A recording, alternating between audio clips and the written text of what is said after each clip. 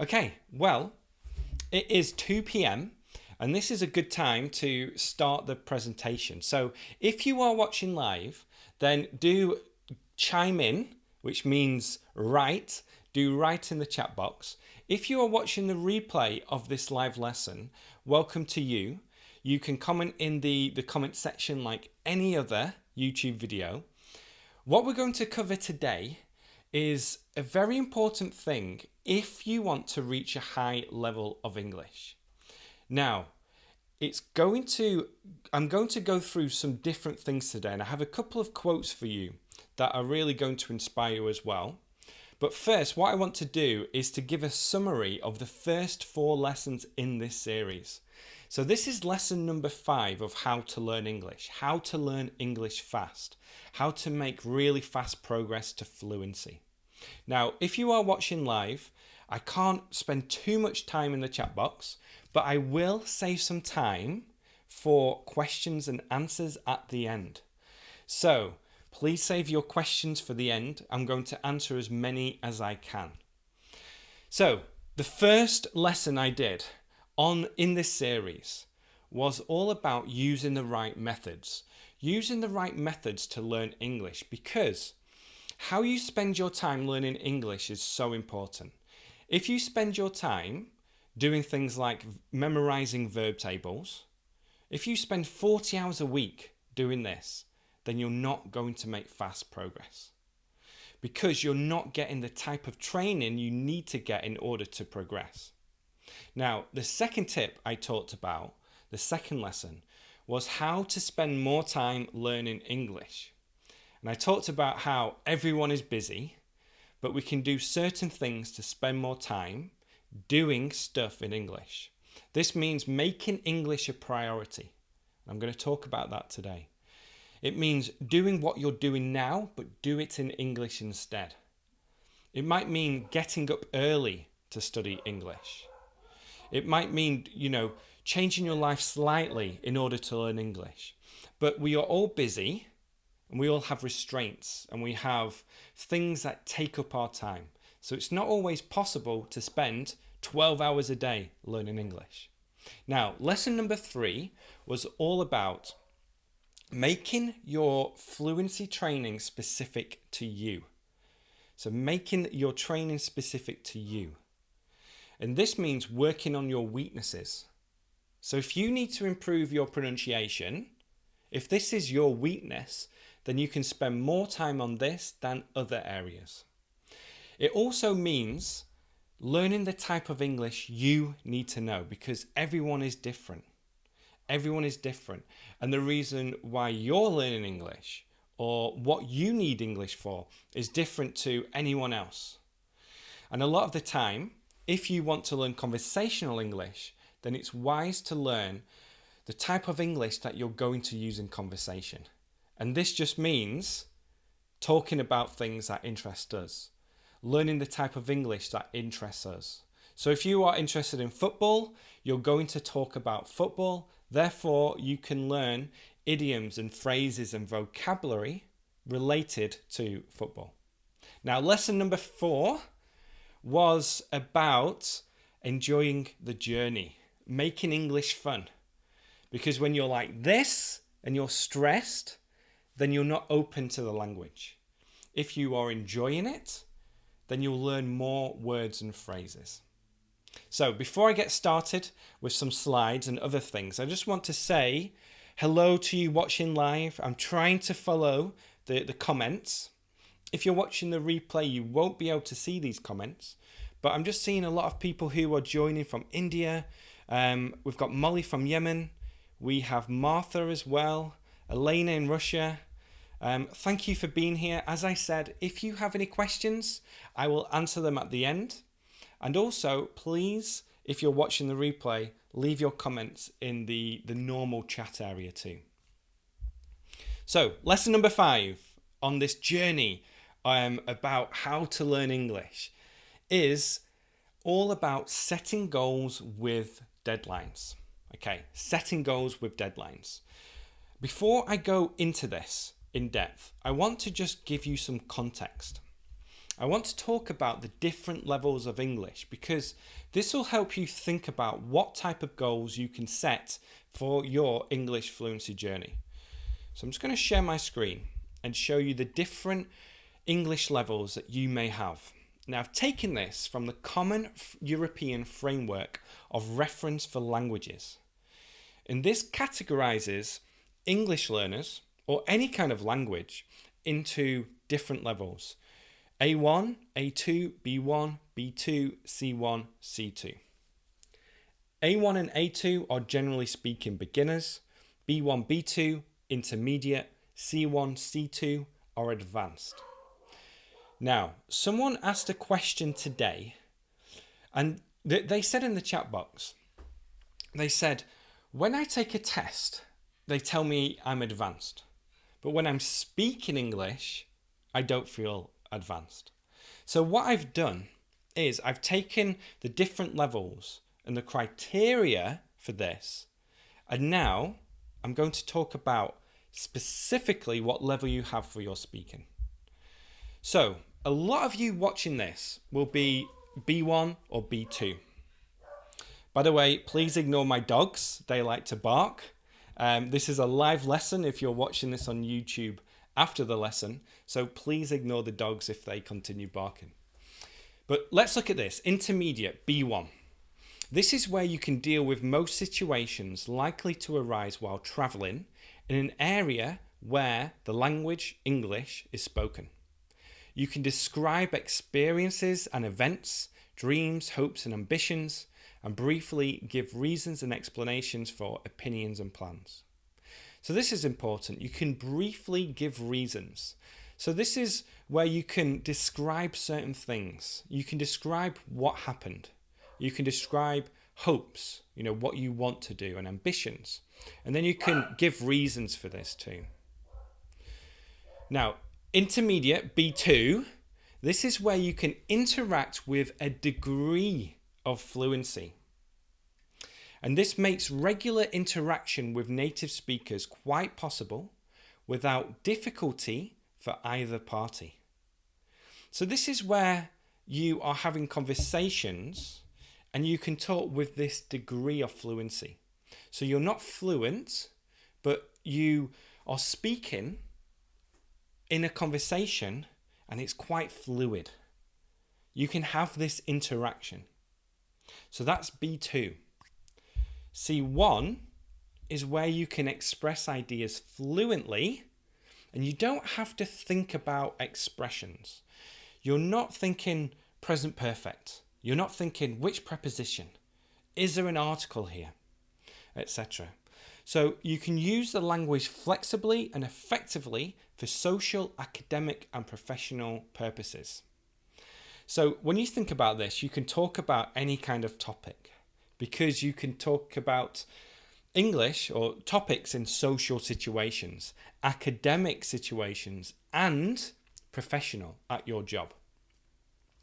So a lot of people watching this are either B1 or B2. The majority are probably, when it comes to speaking, B1. Now, your goal as an English learner, if you want to learn general English, is to reach this C1 level. This is where you want to be. C2 is where people think you're a native speaker. People don't think you're an English learner. And that's very, very difficult to get to.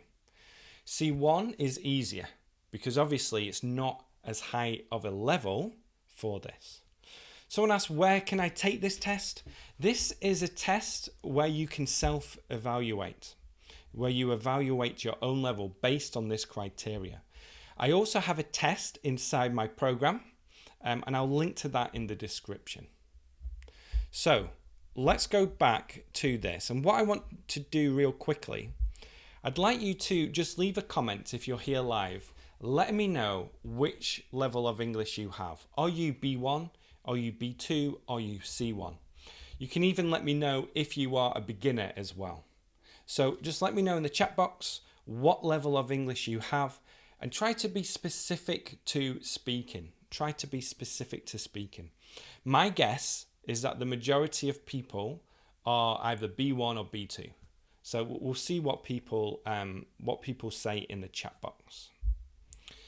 Now, the reason I've done this, okay, is because we want to talk about goals in this lesson. Now, a goal is a really important thing. You know, if you have a goal, then you have something to aim for. And I'm going to share a quote in a second that will help you with this. But I've introduced this because if you have a B1 or a B2 level, your goal should be to have a C1 level of English. If you have a C1 level, you're doing great. And your goal from there should be to have a C2 level of English if you want to keep on improving. But one of the problems I see with English learners is that they tell me that I want to learn English. You know, I want to learn English. I would love to speak English. I want to speak English fluently. But the problem with this is when you say that, it's more like a dream. But what I want to share with you now is this. A goal is a dream with a deadline. Okay? A goal is a dream with a deadline. So when you set a goal with a specific deadline, then you are focused on this. You take action and you do things that will help you achieve this goal. Now, I'm just going to go quickly into the comment section again. We have a lot of different levels here. We have C1, A2, B2, 7 in IELTS, B1, B2, B1, B2, B1, B1, B1. So yeah, a lot of people here are B1. Gemma says, I have no idea about my level, guys. Yeah, sometimes it is difficult for you to self-evaluate, to know what level you have. Gemma, I would say after our conversations, you are B1 to B2, but I haven't heard you speak before. Guillermo says B1, but I've never made a test. So yeah, again, it's all about evaluating yourself in this situation. So just to think about this quote again, a goal is a dream with a deadline. There's something that's interesting about a deadline, and this is Parkinsons Law. And Parkinson's Law says work expands so as to fill the time available for its completion. Basically, if we have a deadline, we do things at the last minute. Okay, so there's a little mistake there, not we done, but we do things at the last minute. So work expands so as to fill the time available for its completion. Now, you can think about when you were at school, or if you are at school now, and your teacher gives you homework. Your teacher says, I want you to do this homework next Monday. In most cases, the majority of people, they don't do this on the day they are given the homework. They do this the night before or the morning of your homework. So if it's, I need the homework by Monday, people do it on Sunday night or they do it on Monday morning. And that's what this means. If we have a deadline for a task, we generally leave it to the last minute to do it. This is true for exams, it's true for studying, for homework, for lots of different tasks, paying the bills, for example. You know, we always leave things to the last minute when we have a deadline, but that deadline makes us do it. Having that deadline, it makes us actually complete that task. So if we don't have a deadline, then we'll just say, I'll do it next week or I'll do it next month. And this is the someday mentality when you think, I'll just do this someday. So Parkinson's Law can really work for us. And something that's really important is knowing that this deadline will help you get this done. So you can say, for example, if you have a B1 level, I want to reach a C1 level in the next 6 months. And you put a date on that. You say, in the next 6 months, I need to reach this level. And then you can take this goal, take this deadline, and create a fluency plan. So having this plan helps us create a plan for English fluency. It helps us think about what we need to do on a daily basis, consistently over time, thinking about lesson 1, what we need to do, what methods are going to help us, and then thinking about lesson 2, how we can do this on a daily basis, how we can spend more time doing this. So just while you're thinking about that, I want to share something else as well. I have a summary of all the tips that I'm sharing here. If you go to fluency.com/fast, to fluency.com/fast, this is here, then you'll be able to download this, which is the 7 tips to help you learn English fast. It's a free download, it's a PDF, and it's going to give you a summary of all these videos I've been making. And it's going to link to a summary video as well. Now, I'm just going to go back into the chat box and just see what people are saying. Harinda says, I study for 6 hours a day. That's incredible. I think the deadline is key. It encourages you to accomplish your tasks. Very cool. Someone, Yellow Digger says, I do my homework after the deadline. I love that comment. Let's have a look what everyone's saying. Faster's better. The power of the deadline. How to learn a day. Deadlines are necessary. Yes, deadlines make us disciplined. So that's great. So a lot of people are aware of this, having this deadline. So what I suggest you do is to think about what level you want to reach, or, what kind of English you want to have, and then create a deadline for that level. Going back to yesterday's lesson number 4, I talked about how you can make it specific to you. So it might be your goal to be able to have a conversation with people in the restaurant if you work in a restaurant. So it all depends on you and what you want to achieve. So again, Parkinsons Law is work expands so as to fill the time available for its completion. And if we have a deadline, we do things at the last minute.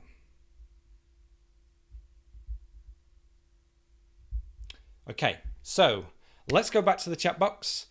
It's time for question and answer now. So if you have any questions about today's topic, please ask them in the chat box. You can ask me any question at all. Some great comments today. Marcos says, I have 2 dogs, Jack. Me too.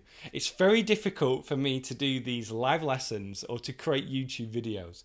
Usually when I'm making a video, I'm just in the zone, which means, I feel good about what I'm doing. I'm speaking well, I feel confident, and then the dogs will start barking. But I have plans to create an office for myself where I'll be able to do these videos without that distraction. Let's have a look. Harvinder says, I just listened to English native people for 6 months and now I'm fluent in English. That's what I talked about in lesson 1 and how important listening is. So Harvinder is an example of that. In lesson 1, I talked about how it's important to get as much listening practice as possible. I also talked about it in lesson 2,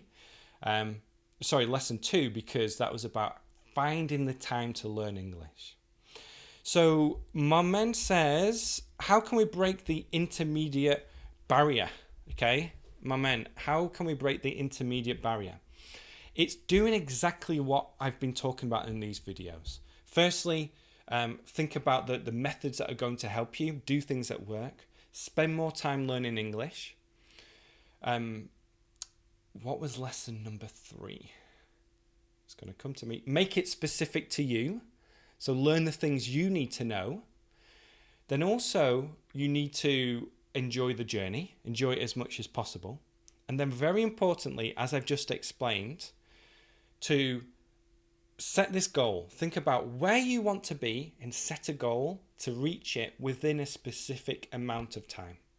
Okay, and you can learn more about that by going to fluency.com/fast to get this free download. Martha says, unfortunately, I never got the PDF book. It will go to your email address. I subscribe to your channel. Very cool. Fantastic show. Thank you very much. Someone else asking about how old I am. I am 33. We had that conversation before we went live. But yeah, it's good time now to ask any other questions that you have. We have a great one here. Guillermo says, do you use simple words for us when you speak, or are you speaking naturally? I am speaking in my presentation voice. When I do presentations for native speakers, I speak a little bit more quickly than now. But this is my presentation voice. That's why if you want to learn conversational English, it's important to listen to conversations too. So download podcasts where you have 2, 3, 4 people having a conversation about the topic. Jack, can you recommend any sites that can help me know my level? Again, it's important that you have a speaking evaluation if that's what you want to improve. So find a teacher or a friend, somebody who knows this framework, and they can give you feedback on your speaking and tell you what level you have. I noticed that you have some special pronunciation or accent. What area is it typical for? So I am from Preston, Lancashire, and yeah, this is my accent. It's a little bit neutral compared to my friends who still live in Preston or Manchester, but I still have that accent as well. Martha says, okay, if you don't get the ebook, check your spam folder and also re-enter your information, because if you make a mistake with your email address, then you won't get the book. But yeah, this is what we're talking about, the 7 tips to help you learn English fast. How much time do I need to acquire a specific accent? Great question. It depends on how quickly you pick up accents. For example, I had a student who was fantastic. She had such a neutral English accent. Her level was B1, probably, with her speaking, but her accent was amazing. So it depends how quickly you pick this up, but it also depends on what you do to improve your pronunciation. I shared a couple of tips on Monday, in lesson 1, where I talked about learning the different vowel sounds and consonant sounds, knowing what to do with your mouth in order to make those sounds, and then mimicking native or proficient speakers to learn the intonation, the rhythm and the stress, the shrinking words, and everything else that comes with pronunciation. Let's have a look. I'm going to see any other questions. Watch lots of American movies, listen to the news. Very cool. What type of goals should we set? Is it a long-term goal or short-term goals? And what is the duration of our goal to learn English? Great question. So, something I didn't really talk much about is that you can create mini goals. And I wrote down a couple of notes. A goal might be to understand the majority of your favorite TV show. Okay? So you have that motivation within the next 2 months, maybe, to understand the majority of your favorite TV show. So then you do things that are going to help you understand the show, like watching the show, reading the transcript of the show, learning new words and phrases, rewatching episodes, and doing those types of things. So that could be a mini goal. Another mini goal could be to have a conversation with someone and to feel confident about it. So you might say, in the next month, I'm going to improve my confidence with English. What I've been talking mainly about today is long-term goals, going from a specific level to another level, and to do the right things in order to reach those goals. So hopefully that helps. We got Beatrice saying, I lived in Sunderland for 2 years and came back with a very strange Geordie accent that I've lost, unfortunately. So yeah, Beatrice lived in Sunderland and they have the northeast accent. So that's cool that you picked up that accent. Catty says, yeah, what do you think about just listening to a person I like so that I acquire his accent subconsciously? Yeah, without doubt. The more you listen to someone, the more you'll pick up on or mimic their accent. So listening is an important part of this.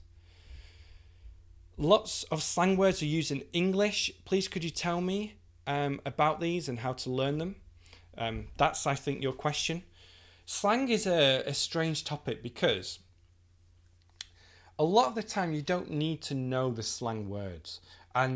Or better put, a lot of learners try to impress people by using slang words. But the problem with slang is that slang is used in very specific situations. There are a lot of slang words that I don't use because I'm not the right person to use them. I'm not using them in the right situation. Sometimes I use them for fun because I know people will laugh because the situation is funny. But with slang, if in doubt, if you are unsure, use something simple instead. But having said that, it is fun to learn slang. And just be sure that you're using it in the right way and when you know it. Let's have a look. I'm going to go back to the chat box. This is for those watching live. If you are watching the replay, please leave any comments below and I will answer them for you. What's the difference between people in England and people in the USA? There are a lot of differences, but I'm trying to think of like one big difference. People in the UK, people in the US. I think that one of the biggest differences is my dog going again. People in the US tend to be more confident, and people in the UK tend to be a little bit more reserved. But obviously that's not true for everyone. I need advice about improving my vocabulary. So this is what I talked about in lesson 1. And it's all about learning vocabulary from context, learning it through sentences, and then getting lots of repetition. But go back to lesson 1 on my YouTube channel in order to watch that. There should be a link in the description below where I link to all the other videos in this series. So what do I learn with a native speaker to become fluent? I mean, you can learn from anyone, really. It doesn't have to be a native speaker. And you can learn without having conversations. Conversations are going to help you improve, but you can learn without speakers. But it's good to get lots of practice. So I'm missing a few questions. Sorry if I've missed them. Is the postman there? No, he's not here. They just like barking. It drives me crazy. But they like to bark if they hear something small. Let's have a look. What to do when I get bored? Do anything. Just do something that you enjoy. I'm not going to read a couple of those. Oh, great question here. If I like my Arabic accent and I don't want to change it, is it bad for communication skills? Great question. I love this question. No, keep it. People love hearing foreign accents. They love hearing these accents. When we hear like a French accent or a Spanish accent, it could be anything, really. We love hearing people with accents. People in America love my accent because I have a British one. I have a friend who's from Spain. People love his accent. You know, I know someone who's from France as well, you know, and she has a great accent and people love this. So keep your accent, you know, it's a great thing to have. I don't think there are many cases where you need to lose this, but you can improve your pronunciation. You can improve the way you say certain vowel sounds, but having that, you know, foreign accent is going to help you in most situations. Let's have a look. People in the UK like to drink tea more than people in the US. Definitely. That's a big difference. I'm drinking a lot of coffee at the moment, but that is very true. Marmon says, do you think that trying to use 2 or 3 new words every week is a good way to learn? Use as many words as you can, and you'll learn a lot of words subconsciously if you follow my tips. So you can learn them without consciously thinking about them if you get that repetition. So learn as many words and phrases as you can. Krishan says, please suggest a YouTube channel where daily episodes are uploaded because you don't watch TV. There are so many. One I really like is somebody called Casey Neistat. He produces really interesting daily videos and you're going to learn lots of English in context. Let's have a look, see if there are other teachers. Okay, let's end this here. So thank you everybody who has been here live. We've got some really funny comments which I enjoy. If you're watching the replay, then please comment below. Make sure you go here to fluency.com/fast to get your free download. Check the description as well. There is a link there that you can click. And please share this video. Share this with your friends. Invite people to watch it. Share it on Facebook. The more people that see this, the better. So everybody, thank you so much for being here. For those watching live, I'm going to stay in the comment section for a little bit longer. And then, I'll be back with lesson number 6, probably tomorrow. And if you are watching after the fact, if you're watching this and it's not the 26th of April, then you'll be able to get the link to that straight away. So thank you so much for being here. People are saying don't go, getting some great comments. Thank you so much. And I'll speak to you all soon.